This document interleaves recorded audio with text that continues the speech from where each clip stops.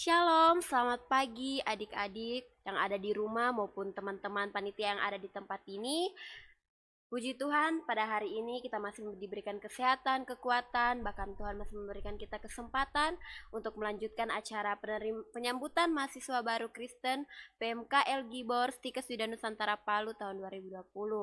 Baiklah adik-adik, pada pagi hari ini kita akan masuk ke materi yang ketiga, yaitu pengenalan PMK Elgibor Stikes Wida Nusantara Palu tahun 2020. Stikes Wida Nusantara Palu yang akan dibawakan oleh Ketua PMK Elgibor Stikes Wida Nusantara Palu dan Kakak Pembina PMK Elgibor Stikes Wida Nusantara Palu.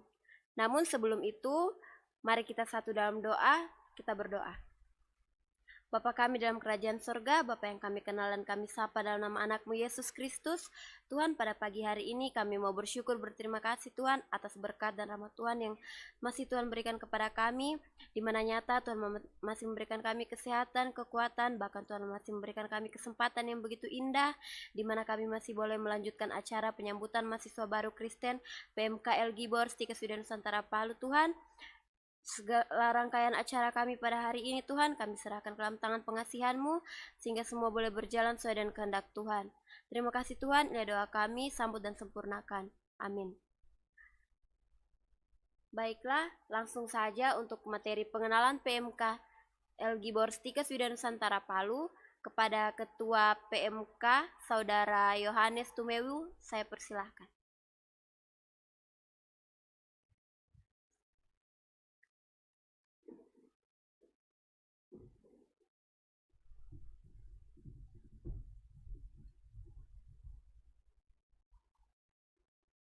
Shalom, selamat pagi, salam sejahtera untuk kita semua, para pesertaku yang saya cintai dan saya kasihi dalam nama Tuhan Yesus. Kita akan masuk dalam materi yang ketiga.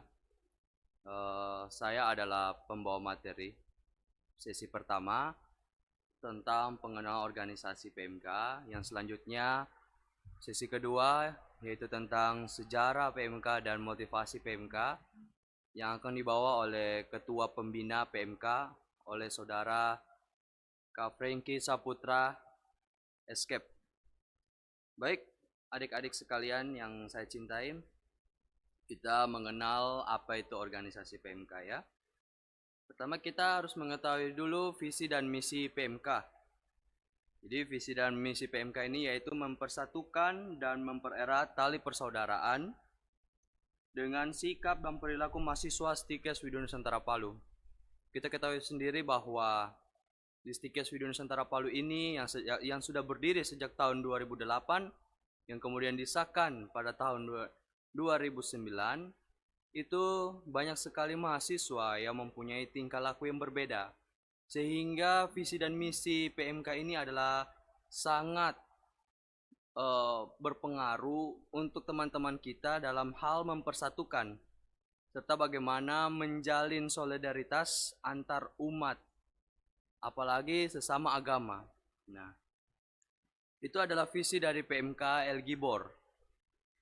Ya, terus apa misi dari PMK Elgibor? Misi dari PMK Elgibor itu ada, kalau teman-teman mau ingat, mau hafal, itu ada 4P.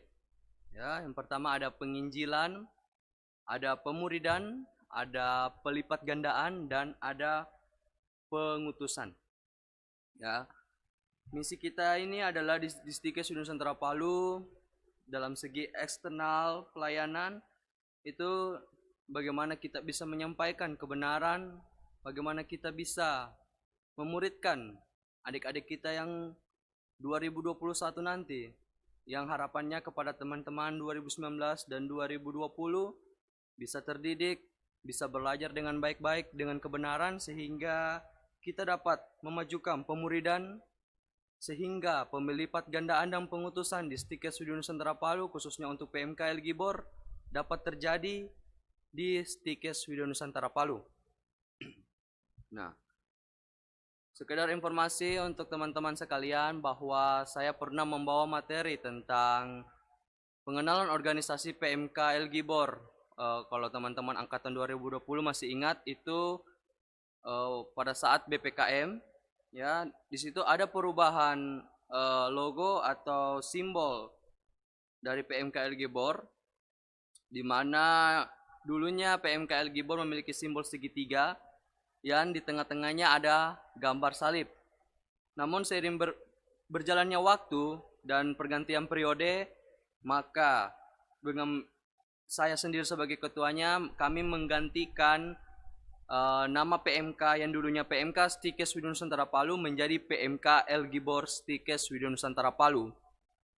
Dan selanjutnya gambar atau simbol atau logo kami ganti menjadi gambar perisai berwarna biru, yang di tengah-tengahnya ada perkumpulan orang dengan berbeda warna, yaitu berbeda sifat, berbeda karakter, berbeda tingkah laku. Terus ada api yang menggambarkan semangat, ada salib yang menggambarkan ketuhanan, yang menggambarkan bagaimana kita berdiri dengan mengikuti salib Kristus. Kemudian ada Alkitab yang selalu menopang, yang selalu memberikan jalan kepada kita, kepada pengurus PMK Gibor sesuai dengan jalurnya, jalur kebenaran. Ya. Jadi sejarah singkat dari PMK Gibor yaitu PMK Gibor berdiri sejak Stikes Widya Nusantara Palu didirikan, yaitu pada tanggal 28 Oktober tahun 2008. Jadi kalau ada yang bertanya organisasi apa yang paling lama terbentuk di Stikes Widya Nusantara Palu, yaitu PMK sendiri.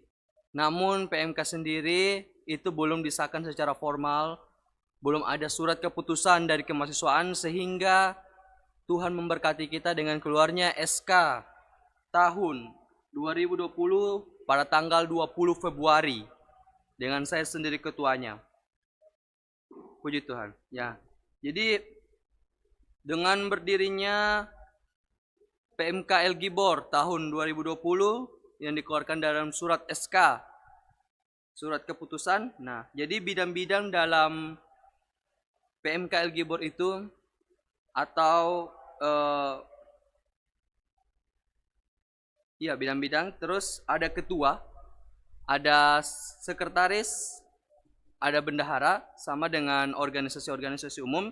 Namun perbedaan dari PMK Gibor dan organisasi lain terletak pada bidang-bidangnya atau kandidat ya. Yang pertama ada bidang persekutuan dan pelayanan, yang sebentar akan lebih dijelaskan oleh ketua pembina kita tentang fungsi dan wewenang dan tugas. Ada bidang pembinaan dan pemuridan. Ada bidang informasi dan teknologi. Ada bidang ekonomi, bidang humas, bidang diakonia, dan bidang minat dan bakat. Jadi PMK sendiri bukan hanya berdiri dalam segi keagamaan, tapi kita juga mengembangkan minat dan bakat para mahasiswa Kristen Stikes Widya Nusantara Palu. Nah, program-program kerja yang kami buat untuk kepengurusan saya cukup banyak. Di antaranya secara umum program kerja kami terbagi atas dua. Yang pertama ada secara internal dan kedua ada secara eksternal. Di internal yaitu lebih bagaimana membentuk kualitas iman, bagaimana membentuk mahasiswa Kristen yang tinggi spiritualitas, sehingga harapannya ke depan misi PMK dapat tercapai di Stikes Widya Nusantara Palu. Nah, program-program internal itu berupa PMBK, berupa ibadah, dan lain-lain. Nah, untuk program eksternal yang dilakukan PMK El Gibor, puji Tuhan, kami kemarin mengikuti Pesta Paduan Suara Gerejawi, yang mungkin ada adik-adik di sini yang ikut berpartisipan. Saya ucapkan banyak terima kasih. Yang kedepannya dari Pesparawi ini diharapkan kepada mahasiswa baru Kristen angkatan 2020-2021 nanti itu bisa mengikuti, karena kegiatan ini akan dilaksanakan 2 tahun sekali dan menyumbangkan 40 poin untuk akreditasi kampus. Karena Pesparawi ke-16 tahun 2020 ini merupakan program Belmawa atau perguruan tinggi dikti sehingga dapat memberikan poin akreditasi untuk kampus kita tercinta ini. Nah, terus PMK Elgibor juga akan melakukan bina atau desa binaan yang akan selanjutnya kita akan bekerja sama dengan organisasi lain, namun akan kita lihat bagaimana model atau bentuk desa binaan tersebut. Nah, apa target pencapaian dari PMK Elgibor sendiri? Secara garis besar, PMK Elgibor mempunyai 2 target besar, yaitu pencapaian spiritualitas meliputi iman mahasiswa, bagaimana motivasi mahasiswa dalam mengikuti pelayanan, bagaimana membentuk kepribadian mahasiswa yang taat dalam agamanya, apalagi dalam segi keagamaan Kristen. Nah, apa target pencapaian kedua?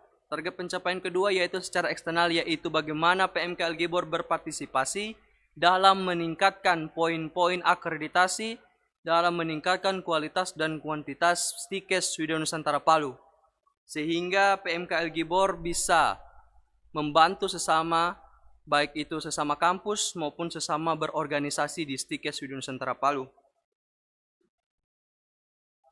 Oke, itu mungkin sedikit pengenalan dari saya. Yang selanjutnya akan dibawakan oleh Ketua Pembina kita, Saudara Franky Saputra, Escape, tentang sejarah PMK Elgibor atau sejarah PMK Stikes dan motivasi PMK, serta tugas dan wewenang. Saran saya kepada teman-teman yang angkatan 2019-2020, tetap semangat, jangan menyerah, Tuhan selalu menyertai teman-teman sekalian, dan masuklah di PMK Elgibor. Kita sama-sama melayani, sama-sama membentuk diri, dan menciptakan kader-kader yang berkualitas. Terima kasih, saya kembalikan ke moderator.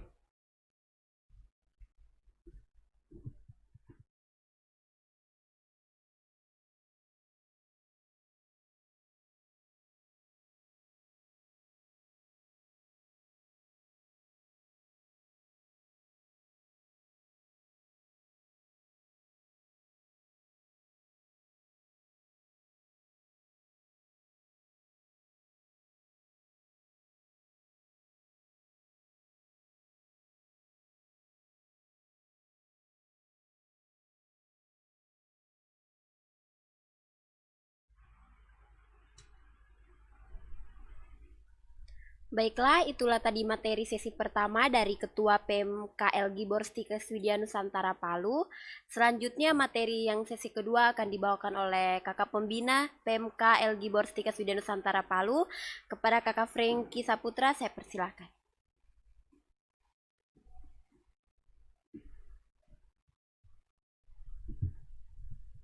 Ya, shalom, selamat pagi. Salam sejahtera buat kita semua, Tuhan Yesus memberkati. Saya akan sedikit membawakan tentang pengenalan PMK. Tadi sudah sebagian besar dibawakan oleh Ketua PMK Elgibor Stikes Widya Nusantara Palu. Saya hanya menceritakan sedikit sejarah bagaimana PMK ini dibentuk atau PMK ini berdiri. Tadi sudah sempat disampaikan PMK ini berdiri pada tanggal 28 Oktober 2008. Ya, kalau sampai sekarang mungkin 2020 ini sudah sekitar 11 tahun PMK berdiri. Sudah banyak senior, banyak alumni yang sudah memberikan diri, berikan pikiran untuk terlibat dalam pelayanan PMK ini. Dulunya PMK ini belum punya nama seperti PMK Elgibor yang sekarang, masih PMK Stikes Widya Nusantara Palu. Tapi karena seiring berjalannya waktu, kepengurusan baru yang terpilih memberikan nama yaitu PMK Elgibor, atau yang artinya Allah yang perkasa. Ya, tujuan senior atau kakak-kakak alumni dulu yang sudah mau memberikan diri terlibat untuk pelayanan di PMK Stikes Widya Nusantara Palu. Jadi tujuan PMK ini berdiri adalah untuk menghasilkan murid. Dasarnya itu untuk menghasilkan murid. Menjadikan atau menghasilkan mahasiswa yang mau setia, mau jadi murid, tidak hanya jadi sekedar Kristen KTP, yang ingin memberikan hidup, memberikan seluruh hidupnya untuk untuk melayani Tuhan. Jadi tujuan PMK Stikes Wida Nusantara Palu dibentuk yaitu untuk menghasilkan murid-murid Kristen yang sejati, yang tidak hanya ikut dalam ritual keagamaan sebagai rutinitas, tapi ingin mempersembahkan hidup untuk pelayanan dan kemuliaan nama Tuhan. PMK berdiri juga tujuannya itu untuk menghasilkan orang-orang yang mau bayar harga. Ya, walaupun bayar harga ini sebenarnya tidak cocok sih untuk istilah atau dipakai untuk orang-orang yang mau terlibat memberikan dirinya untuk kemuliaan Tuhan bayar harga, karena memang kekristenan tidak butuh, atau keselamatan kita tidak butuh bayaran.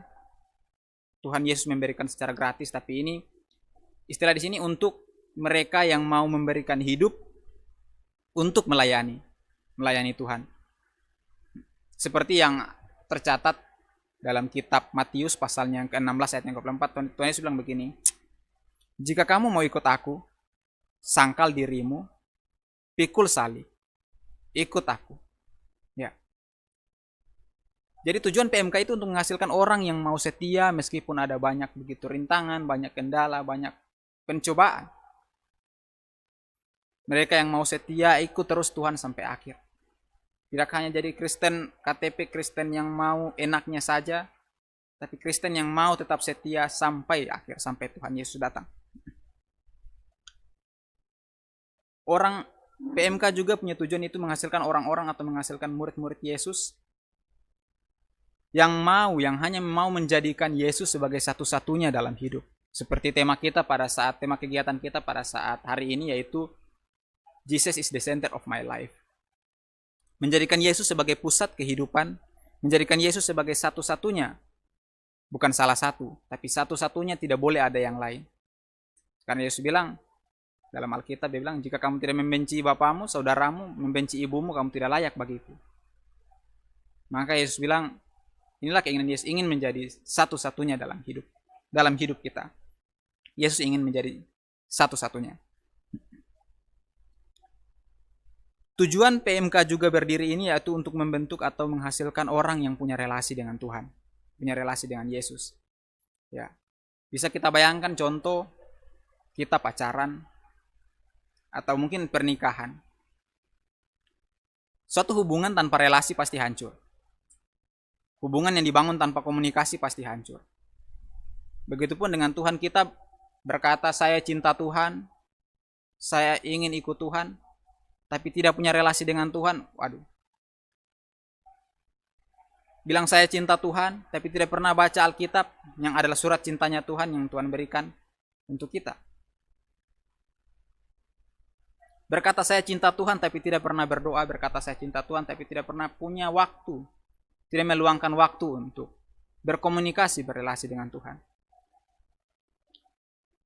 Jadi inilah PMK, tujuan PMK itu untuk menghasilkan murid yang mau setia, mau memberikan pelayanan, mau memberikan kehidupan untuk pelayanan. Ya, memang untuk PMK ini ada begitu banyak tantangan karena memang kita mahasiswa kesehatan. Dari sisi akademik kita sangat padat dengan perkuliahan, tugas yang begitu banyak. Ya, mungkin ini bisa berpengaruh terhadap pelayanan kita, tapi ini bukanlah jadi penghambat untuk PMK bisa berkembang. Jadi mari kita sama-sama mendukung untuk pelayanan PMK ini. Saya mengajak kita semua untuk terlibat langsung dalam pelayanan.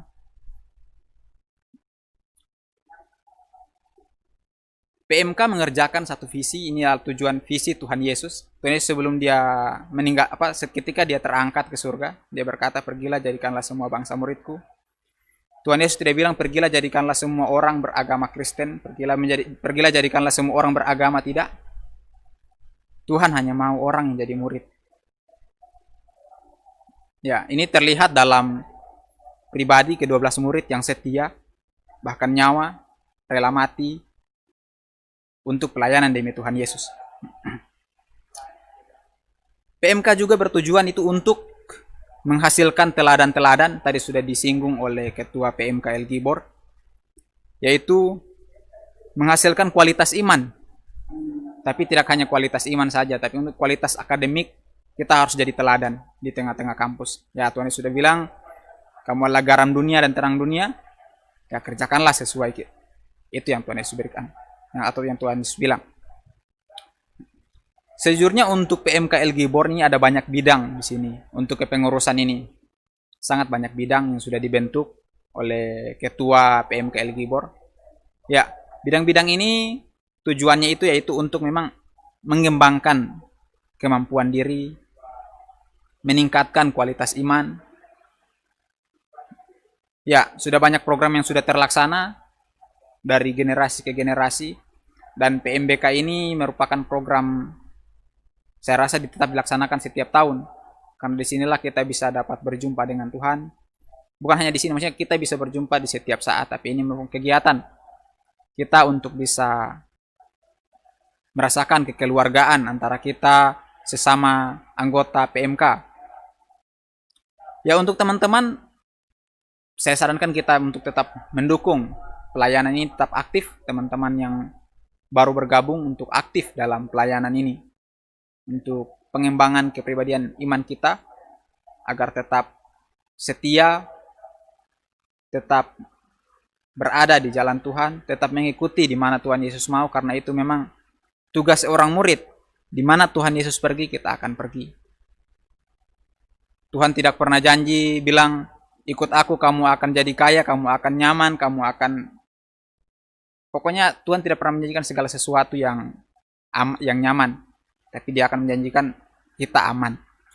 Mungkin hanya itu demikian. Kalau macam teman-teman, kalau seandainya teman-teman tertarik atau ingin jauh lebih dalam, bisa menghubungi ada pengurus. Atau misalnya ingin tahu lebih dalam tentang PMK, bisa menghubungi pengurus. Ada banyak program. Salah satunya program yang sangat didukung yaitu Kelompok Tumbuh Bersama. Program ini yaitu untuk, ya tujuannya tadi, menghasilkan murid. Kita yang mau belajar bersama, mendalami firman Tuhan, mau belajar, mendalami firman Tuhan. Mungkin demikian dari saya. Mohon maaf jika ada kesalahan kata atau kata-kata yang menyinggung. Kiranya PMK semakin maju, semakin jaya, ke depan bisa berkontribusi untuk pengembangan iman kita, kemudian bisa berkontribusi untuk kemajuan Stikes Widya Nusantara Palu. Demikian dari saya kembalikan kepada MC kita. Akhirnya shalom, selamat pagi.